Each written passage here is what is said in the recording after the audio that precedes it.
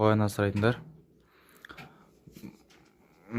Маған біреу жазды, қоянның 2 қабат екенін қайдан білуге болады деп. Соны мен сіздерге бүгін көрсетейін деп жатырмын.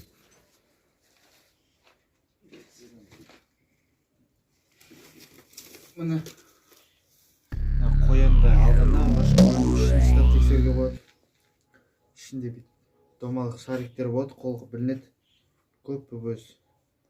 Сол кезде 2 қабат екенін білуге болады. Тағы екінші вариант бар.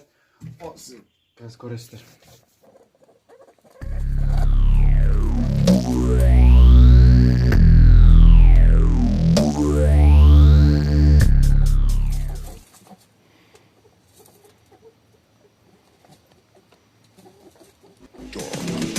Everything I do is so dark and dirty.